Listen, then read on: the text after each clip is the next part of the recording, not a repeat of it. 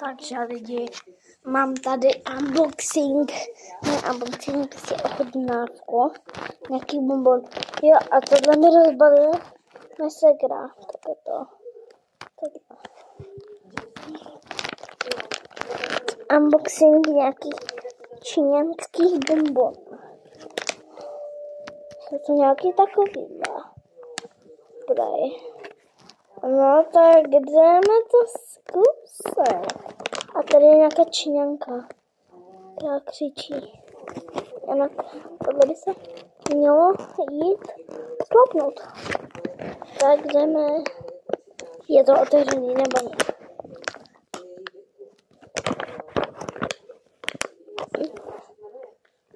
Co to je? A to se má jako rozlopnout? Nebo co to je? Takovýhle.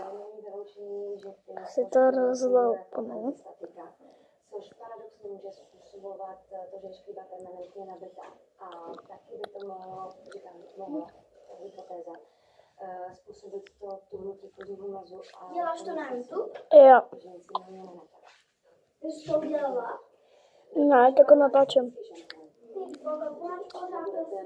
Osobní hygienu na šklubě. Naopak. Čáčo, já vložím si pořád rozsvícím. No ale tak se potom necháte. A taky vám to Kámo, a jinak lidi,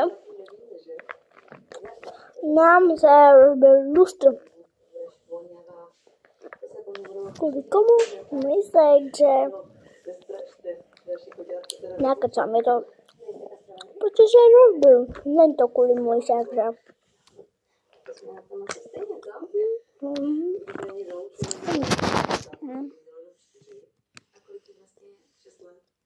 Posledná to 8. Tady to nepodařilo. A tady mám ještě ukážu.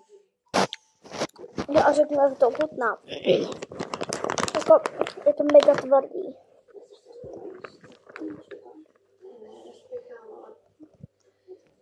Jako když to zazvěkáte chvilku. Tak jako učitíte většinou náplň. Já to dozvěkám a pak se vám ozvu. Teď to mám poslábo, dál natáčet.